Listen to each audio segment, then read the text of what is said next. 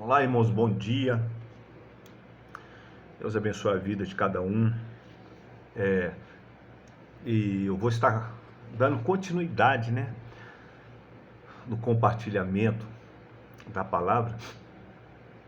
E é como eu sempre digo, irmãos? Há uma gama de informação, de conhecimento que tem. E nós precisamos ser maduros e ter discernimento para vermos aquilo que Deus quer falar na nossa vida. Nós, ao mesmo tempo que nós precisamos fazer uma avaliação, uma dissecação, também nós precisamos ver o que podemos ser ensinados a respeito daquilo que alguém está compartilhando.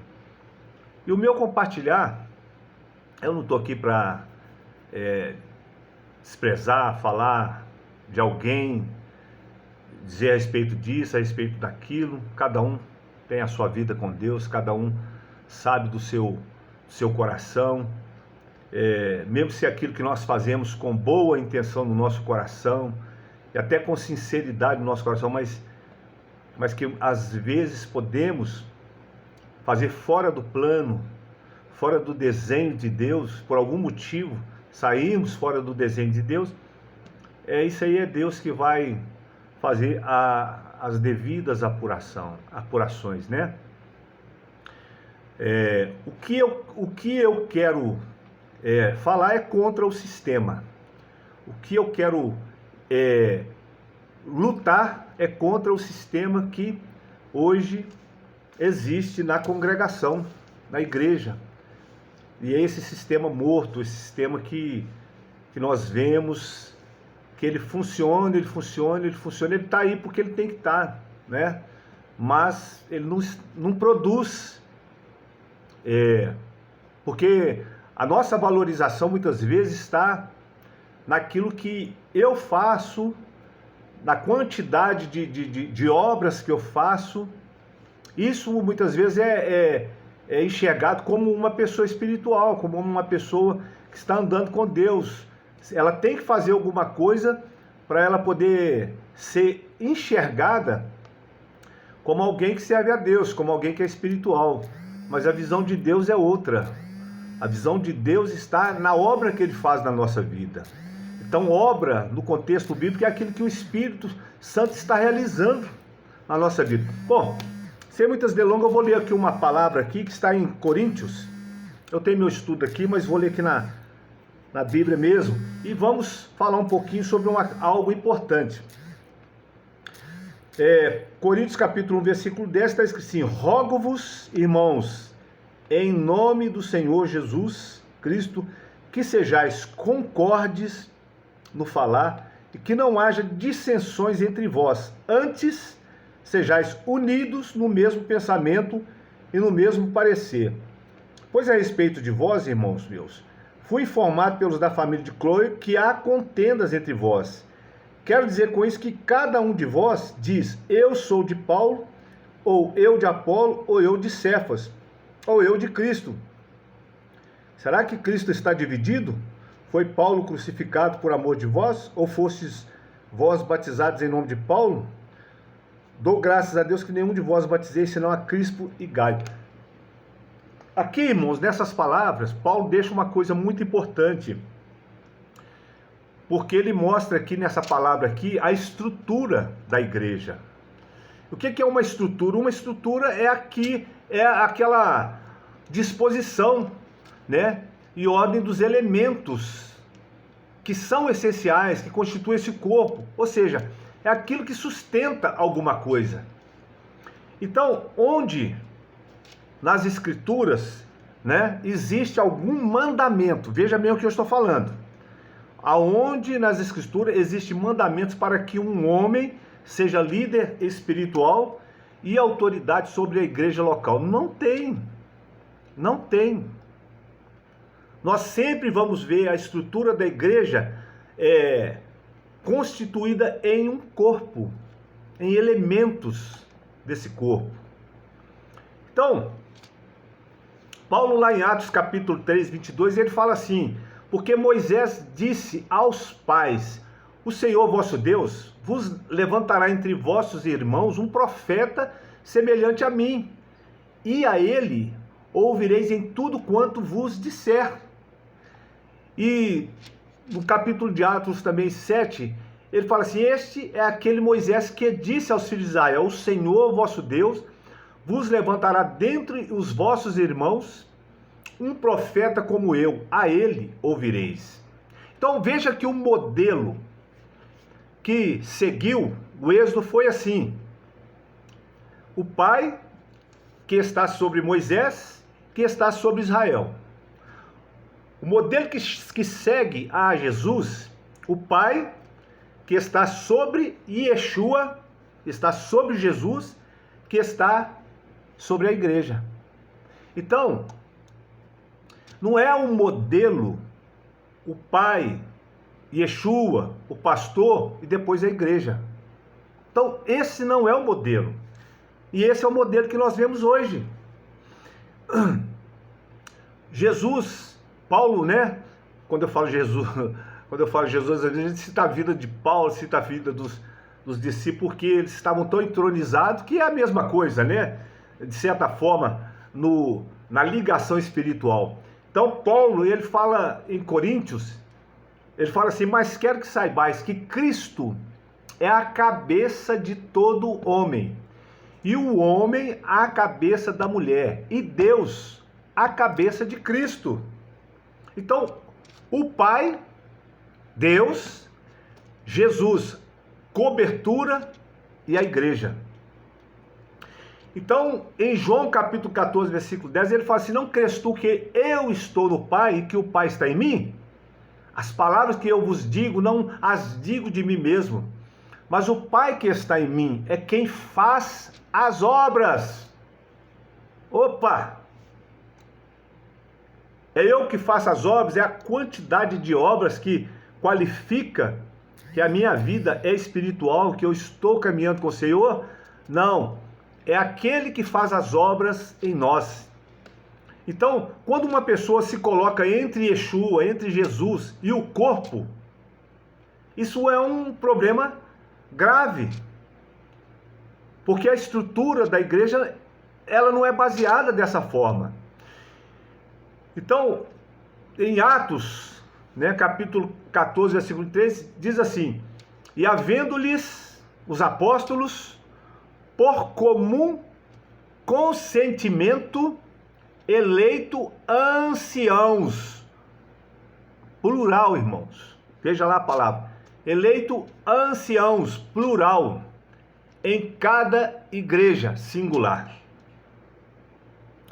Então, vemos ali, né, que os bispos, presbíteros e os anciãos não são papéis distintos, não são funções distintas, separadas, niveladas de ordem crescente ou decrescente, né? Eles têm a mesma função, é um corpo funcionando, né? Então é isso que o Senhor quer que aconteça. Esse é o desenho de Deus. Quando o Senhor ordenou a Moisés que construísse o tabernáculo, cada peça do tabernáculo ali tem uma lição para a nossa vida. Cada peça do tabernáculo ali tem uma analogia para a nossa vida espiritual, para o nosso crescimento. O crescimento da igreja está expresso ali em cada componente daquele tabernáculo. Quando nós vamos estudar a palavra, nós vemos o significado daquilo e trazemos por meio do Espírito Santo para o espiritual, e vemos ali Deus estabelecendo ali uma estrutura totalmente debaixo do seu governo, que tudo ali estava sincronizado. Então ele fala assim: ó Moisés, vede que faça conforme o modelo que te foi mostrado no monte. Então, qual que é o modelo bíblico? Como nós podemos nos organizar? Qual que é a estrutura, né, bíblica da igreja? Então, o modelo bíblico, irmãos, é simplesmente isto: é que nós precisamos a igreja precisa nomear anciãos ou pastores, todos sendo o mesmo, que assumem a posição de garantir que todo o povo, todo o resto, as outras partes permaneça dentro dos limites da palavra de Deus, aprendendo a palavra de Deus, vivendo a palavra do Senhor. Então, é isso que acontece. Então, esse é o desenho de Deus. Por isso que, eu tenho meditado nesses dias, tenho militado coisas que não estão coerentes com a palavra de Deus. Um fala assim, é isso, é aquilo outro, é que nós temos que ser assim, que nós temos que estar dessa forma, mas quando você vê que a coisa não está alinhada, que a expressão, formato, desenho, a maneira de como age, não está alinhado, coerente com a palavra de Deus, e muitas vezes igual, a gente até comenta mesmo, a revelação do Espírito, e eu já toquei nesse assunto aqui, e já mostrei de forma mais coerente que a revelação do Espírito não é uma eu tô aqui, aí eu vou meditar na palavra, o Espírito de Deus começa. Não, a revelação do Espírito é luz, é o entendimento que eu tenho do que está escrito na palavra. E eu vou meditando e Deus vai me dando o entendimento. E eu posso tomar essa palavra para trazer dela uma lição diária, uma lição para o povo, uma lição para a igreja, algo que o sustente, algo que nutre, algo que vai levantar a igreja como um edifício, algo que vai fundamentar, que vai arraigar a igreja, que vai aprofundar ela no Senhor.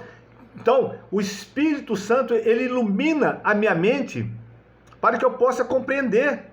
Mas eu vou fazer isso não é baseado em meus pensamentos, não é porque eu tive um entendimento de alguma coisa, mas isso é baseado na minha experiência com Deus. Deus vai me mostrando coisas que estão ao meu redor, Deus vai me mostrando coisas que estão que surgem no meu caminhar, e que tudo aquilo serve de um fundo para que eu possa trazer uma palavra, trazer uma mensagem. Mas essa iluminação, ela não vem como uma varinha de condão, ela vem quando eu medito na palavra, porque toda a palavra de Deus já está escrita. Então eu preciso meditar nela, mas também eu não posso fazer dessa revelação um pretexto, tirar ela fora do contexto e usar ela, muitas vezes, quando Deus está falando para um povo, quando Deus está falando numa época determinada, quando Deus está falando de uma determinada situação, e eu separo esse versículo do texto e trago com ele uma mensagem que muitas vezes não está coerente com o que está escrito mesmo. Mas aqui eu estou trazendo o que é coerente, o que está coerente com a palavra. Então esse sistema de elevação de um homem, irmãos, como autoridade sobre toda uma congregação, é chamado de nicolaísmo. A gente vê isso lá em Apocalipse, quando o Senhor traz uma repreensão. Então a palavra grega, Nicolaus, ela é separada, Nicolaus, ela significa, significa conquistar, e Laos significa pessoas. Então quer dizer, o Senhor ele chega ali, e fala assim: mas há uma coisa a seu favor, você odeia as práticas dos nicolaítas, como eu também as odeio. Então o que estava acontecendo ali? Porque de igual modo você tem também os que se apegam aos ensinos dos nicolaítas, que é uma autoridade e o povo, uma autoridade e o povo. E a igreja, por que o Senhor não aceita esse formato? Por que o Senhor foi contra esse formato? Porque ele desnivela o que ele tinha nivelado. Ele coloca em desigualdade o corpo. Ele coloca fora do prumo, fora do padrão e fora do desenho o que já estava no padrão e o desenho de Deus, que é o corpo de Cristo.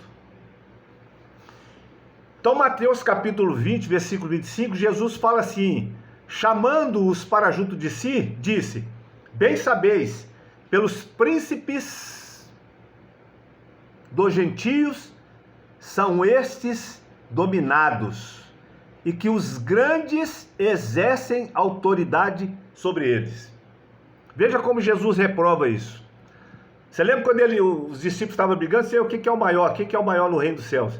E o Senhor trouxe uma palavra de repreensão para eles. Eu não preciso tocar aqui porque vocês já sabem. O Senhor trouxe essa palavra. Ele falou assim: não será assim entre vós, mas todo aquele que quiser entre vós fazer-se grande, seja o vosso serviçal. Então, irmãos, o problema todo, sabe o que é? É que nós temos muitos ministérios que são sinceros diante de Deus, tem uma sinceridade no coração, ama o Senhor, servem a Deus com integridade, tem a sua vida separada, mas não querem abrir mão dessa posição de liderança, mesmo que faça assim inconsciente, mas quer ficar ali, não quer descer, não quer nivelar, não quer entrar no desenho de Deus. Então, nós nada somos e não somos nada. Então, é uma forma, sabe o quê? Não, eu é que decido se o fulano ali pode funcionar. Eu estou vendo na vida dele uma função, eu estou vendo na vida dele que ele flui determinado dom, mas é eu que vou decidir se ele vai fluir aqui ou não. Eu estou vendo ali que o irmão é um evangelista, mas eu estou designando fulano de tal lá, que nem é evangelista para poder fazer o papel da evangelização. Eu estou vendo aquele irmão ali, que ele tem aquele dom de cura. Vejo que Deus libera na vida dele uma unção de cura. Mas na hora que no meio do povo surge alguém que está ali enfermo, precisando de cura, esse irmão não é chamado. Não, tem que ser eu. Eu que sou o pastor, então é eu que vou orar e é eu que vou curar. Uma certa vez eu vi uma coisa tão estrondosa, que esse é o desequilíbrio do corpo de Cristo. Determinado irmão foi chamado para orar para a cura. Para a cura. Mas o irmão era um deficiente físico, assentado na cadeira de rodas. E ele foi fazer uma coisa que Deus não estava movendo. Eu percebi aquilo na hora. Falei, o irmão lá vai fazer algo fora do desenho. O desenho de Deus está no corpo. E ele estou ali naquele momento em oração para que aquele irmão levantasse. E ele teve até no momento uma fé para aquilo. Mas não era aquilo que Deus queria. O que Deus queria era apenas que orasse por ele. Então às vezes nós passamos na frente de Deus. Sabe por que isso acontece? Porque nós agimos independentemente. Porque nós agimos como, não, eu sou um pastor consagrado de Deus, então eu creio que as coisas vão acontecer. Irmãos, a verdade é que enquanto o corpo de Cristo não se unificar e fluir como um corpo nivelado, onde cada um sabe que tem ali membros que receberam do Senhor a unção para fluir, e acho que nós vamos ficar nesse nível que está aí, vamos para o culto, segunda, terça, quarta, quinta, sexta, sábado, domingo, voltamos para casa, vamos de novo, louvamos, ouvimos a palavra, voltamos para casa, e a gente fica nesse ciclo e nesse ciclo. Mas quando o corpo de Cristo começar a funcionar, toda a igreja se for conscientizada e todos os membros desse corpo for valorizado, aquele irmão lá que você nunca viu orar, e você começar, né, a favorecer as condições necessárias para que esse irmão possa fluir. Você vê ali que tem um evangelista, um irmão ali que tem o dom do evangelismo, e você e a igreja, né, ali, o corpo, o presbitério, que é esse corpo que administra, não é que domina. Irmão, você tem esse chamado da sua vida, esse dom. Não, vai evangelizar. Irmão, você tem esse dom de cura. Vem aqui, ora por esse irmão, e começar a gente ter olhos espirituais para que possamos ver. Aí sim, eu até concordo que vai haver um impacto. Então vamos ver aqui, irmãos. Não será assim entre vós, e qualquer que entre vós quiser ser o primeiro, seja vosso servo. Bem como o Filho do Homem não veio para ser servido, mas para servir e para dar a sua vida em resgate de muitos.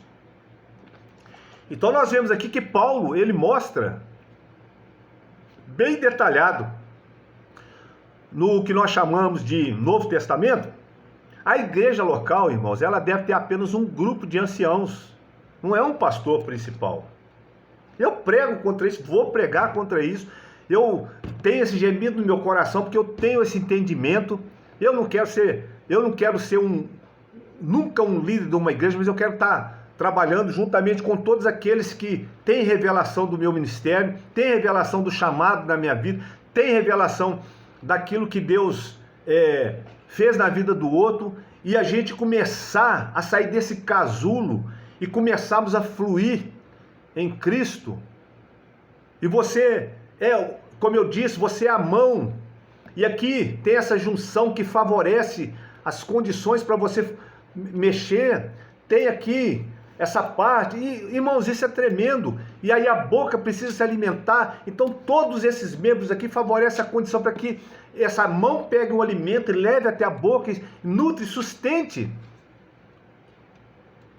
Então Jesus ainda, em Mateus, ele fala assim: vós, porém, não queirais ser chamados de mestre, porque um só é o vosso mestre, a saber, o Cristo, e todos vós sois irmãos. Não, lá está escrito lá que a uns ele estabeleceu o primeiro apóstolo, profeta e tal. Então essa é a ordem. Irmãos, eu já expliquei sobre isso. Paulo não está falando de uma hierarquia eclesiástica, ele está falando de uma hierarquia de cargos, ele está falando de hierarquia da função, do funcionamento, a medida de graça que cada membro recebeu para poder fluir. A boca recebeu uma medida de graça para falar, para degustar, para se alimentar, para se mover. A mão recebeu uma medida de graça para coçar, para pentear o cabelo, para lavar o corpo, para poder calçar um sapato, para vestir uma camisa. Olha o tanto, olha a medida que ela recebeu. Cada um recebeu uma medida. Então a última coisa, irmãos, que nós devemos querer fazer é assumir autoridade dominadora sobre outros membros. Então, quando nós observamos lá, depois do tempo dos apóstolos, que Tiago, né, o irmão do Senhor, o justo, ele foi feito que chefe da igreja em Jerusalém. Então muitos de fato ali são chamados de Tiago. E este foi o santo do ventre da sua mãe. Ele não bebeu vinho, nem bebida forte, não comeu carne, nunca se feriu, nem se ungiu com nada ou se banhou. Ele só teve privilégio de entrar no Santo dos Santos, uma vez que ele não usava roupa de lã, mas ele usava linho. E foi sozinho para o templo e orava em favor do povo, de tal forma que seus joelhos eram reputados por ter adquirido a dureza do joelho dos camelos. Então, Atos capítulo 15, versículo 2, está escrito assim: tendo tido Paulo e Barnabé não pequena discussão e contenda contra eles, resolveu-se Paulo e Barnabé e alguns dentre eles subissem a Jerusalém aos apóstolos e aos anciãos sobre aquela questão. Então você observa aqui como eles foram para Jerusalém para ver os apóstolos e anciãos, e não Tiago, o líder de Jerusalém. Não havia uma ênfase numa pessoa. Tiago estava ali, incluído. Havia um respeito, havia um reconhecimento. Mas a visão deles era o corpo, era a igreja. Então, irmãos, Pedro 5,2, ele fala assim: apacentai o rebanho de Deus que está entre vós, tendo cuidado dele não por força, mas voluntariamente, não por torpe ganância, mas de ânimo pronto, tá vendo que? Mas voluntariamente, nem como tendo domínio sobre a herança de Deus, mas servindo de exemplo ao rebanho.